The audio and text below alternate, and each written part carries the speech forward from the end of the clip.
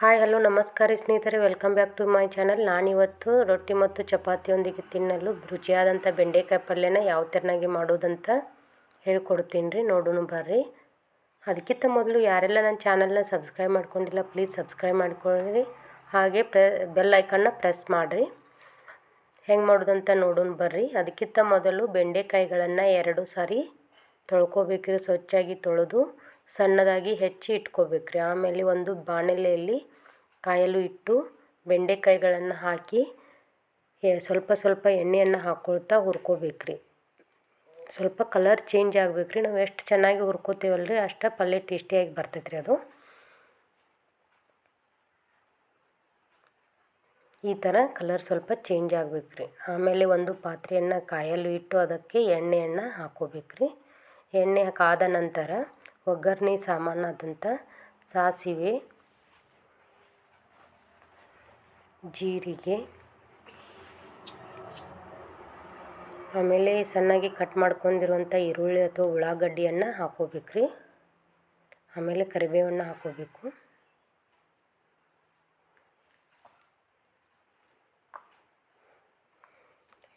ಉಳ್ಳಾಗಡ್ಡಿ ಮೆತ್ತಗಾದ್ಮೇಲೆ ಅರಿಶಿನ ಪುಡಿ ಹಾಕ್ಕೋಬೇಕ್ರಿ. ಆಮೇಲೆ ರುಚಿಗೆ ತಕ್ಕಷ್ಟು ಖಾರವನ್ನು ಹಾಕ್ಕೋಬೇಕ್ರಿ. ನಾನು ಇಲ್ಲಿ ಮಸಾಲೆ ಕುಡಿಸಿರುವಂಥ ಖಾರನ ಹಾಕ್ಕೋತೀನಿ ರೀ. ಹಾಗಾಗಿ ಯಾವುದೇ ತಣ್ಣಾದಂಥ ಎಕ್ಸ್ಟ್ರಾ ಮಸಾಲೆಯನ್ನು ಹಾಕ್ಕೊಳ್ಳೋದಿಲ್ಲ. ನೀವು ಮಸಾಲೆ ಕುಡಿಸ್ದೇ ಇರುವಂಥ ಖಾರ ಏನಾದರೂ ಇತ್ತಂದರೆ ನೀವು ಗರಂ ಮಸಾಲ ಪೌಡ್ರ್ ಹಾಕ್ಕೋಬೋದು, ಇಲ್ಲ ನೀವು ಮನೆಯಲ್ಲಿ ಮಾಡಿಟ್ಕೊಂಡಿರುವಂಥ ಮಸಾಲೆ ಪೌಡರನ್ನು ಹಾಕ್ಕೋಬೋದು ರೀ. ಆಮೇಲೆ ರುಚಿಗೆ ತಕ್ಕಷ್ಟು ಉಪ್ಪನ್ನು ಹಾಕಿ ಸ್ವಲ್ಪ ಬಾಡಿಸ್ಕೋಬೇಕ್ರಿ. ಸ್ವಲ್ಪ ಟೇಸ್ಟಿಗೆ ಅಂತ ಅರ್ಧ ಚಮಚೆ ಸಕ್ಕರೆಯನ್ನು ಹಾಕ್ಕೋಬೇಕ್ರಿ. ಹಾಕ್ಕೊಂಡು ಎಲ್ಲವೂ ಚೆನ್ನಾಗಿ ಮಿಕ್ಸ್ ಆದಮೇಲೆ ಬೆಂಡೆಕಾಯಿಯನ್ನು ಹಾಕಿ ಎಲ್ಲ ಒಗ್ಗರಣೆ ಸರಿ ಹೊಂದುವಂತೆ ಕೂಡಿಸ್ಬೇಕ್ರಿ. ಅದನ್ನೆಲ್ಲದ್ರ ಜೊತೆ ಮಿಕ್ಸ್ ಮಾಡಬೇಕು ಸರಿಯಾಗಿ. ನಾವು ಎಷ್ಟು ಚೆನ್ನಾಗಿ ಮಿಕ್ಸ್ ಮಾಡ್ತೇವಲ್ರಿ ಅಷ್ಟು ಪಲ್ಯ ಟೇಸ್ಟಿ ಆಗ್ತೈತ್ರಿ. ಪೂರ್ತಿ ಎಲ್ಲ ಮಸಾಲೆಯು ಒಗ್ಗರಣೆಗೆ ಹಾಕಿರುವಂಥ ಖಾರ ಉಪ್ಪಿನ ಮಸಾಲೆ ಬೆಂಡೆಕಾಯಿಯೊಂದಿಗೆ ಪೂರ್ತಿಯಾಗಿ ಬೆರೆತ್ಕೊಂಡ ಮೇಲೆ ನೀರನ್ನು ಹಾಕ್ಕೋಬೇಕ್ರಿ. ಅದಕ್ಕೆ ಈಗ ಸ್ವಲ್ಪ ಕೊತ್ತಂಬರಿಯನ್ನು ಹಾಕತ್ತೀನಿ ರೀ.